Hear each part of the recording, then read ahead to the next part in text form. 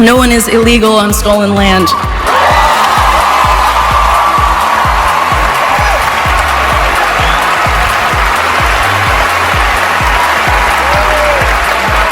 And yeah, it's just really hard to know what to say and what to do right now. And I feel really hopeful in this room, and I feel like we just need to keep fighting and speaking up and protesting, and our voices really do matter.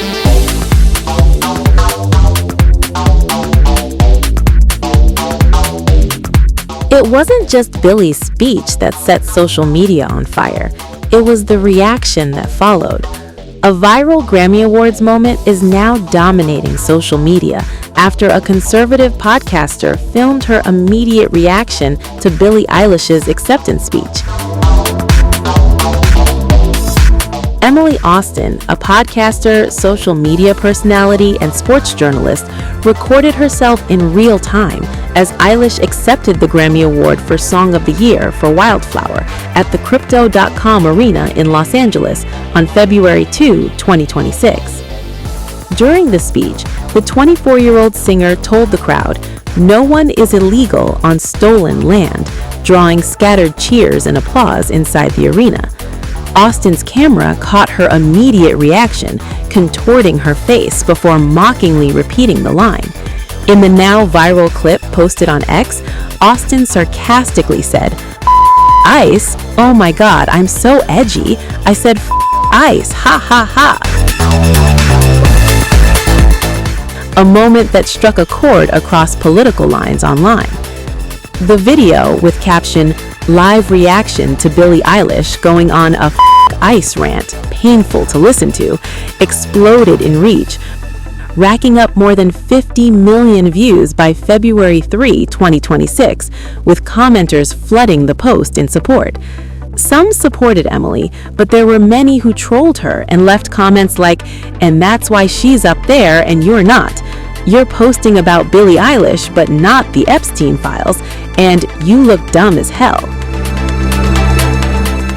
The controversy is not new territory for Eilish. In November 2025, at the WSJ Magazine Innovators Awards, she publicly urged billionaires to give your money away. Following the shooting death of Renee Good in Minneapolis in January 2026, Eilish also labeled ICE a federally funded and supported terrorist group in a social media post. Emily, also 24, is a Long Island native raised by Israeli parents. In October 2025, she announced the launch of a Hot Girls for Cuomo website supporting the New York mayoral candidate, and has been a vocal supporter of Israel, including visits to southern border communities following the October 7, 2023 attacks. What started as a Grammy speech has spiraled into a viral culture clash, driven not by the stage, but by a phone camera and a reaction watched millions of times. And it wasn't the night's only flashpoint. Trevor Noah's comments about U.S. President Donald Trump ignited presidential fury, with Trump firing back from the Oval Office and calling the host terrible. Terrible. I think he's terrible. I thought he did a terrible job at the Grammys. I thought the whole Grammys was terrible. I watched part of it. It's not watchable. Not as bad as Jimmy Kimmel, but pretty close.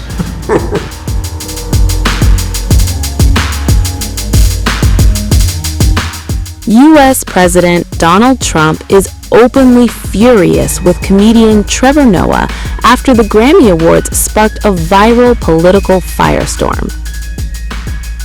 President, are you going to sue Trevor Noah? Last night in a post, you alluded that something could become. Yeah, well, he said that I spent time on Jeffrey Epstein's island.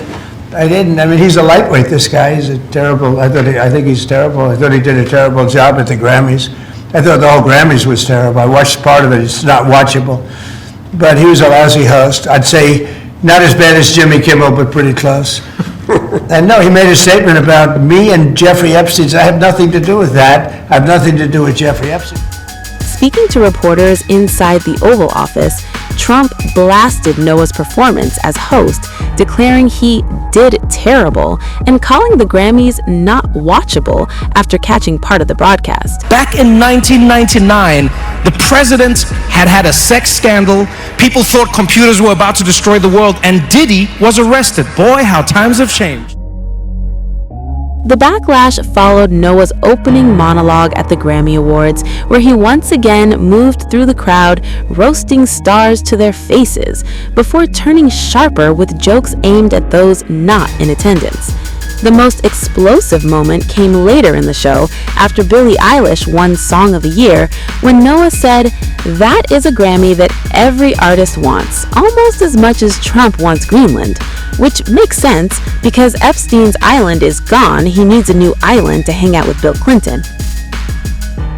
The line drew a loud crowd reaction and an immediate response from the president. In fact, if you look at the DOJ, they announced, they released 3 million pages. It's like this is all they're supposed to be doing. And frankly, the DOJ, I think, should just say, we have other things to do, because that whole thing has turned out, other than Bill Clinton and, Bill Gates and lots of people there are a lot of questions about it, but nothing on me. But it was even sort of better than that, because they found that Jeffrey Epstein and this sleazebag writer named Michael Wolff were conspiring against Donald Trump to lose the election. So Epstein was conspiring with a writer for me to lose the election.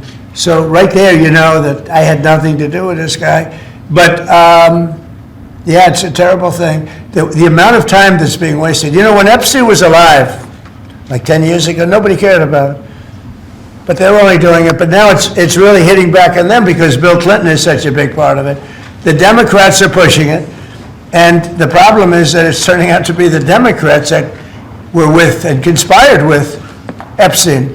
So I think you're probably going to see a little pullback from them. But think of it, they were working together to try and help me lose the election. But this is the Oval Office, so I guess that didn't work out too well. On stage, Noah appeared to anticipate the fallout, telling the audience, "Oh, I told you, it's my last year. What are you going to do about it?"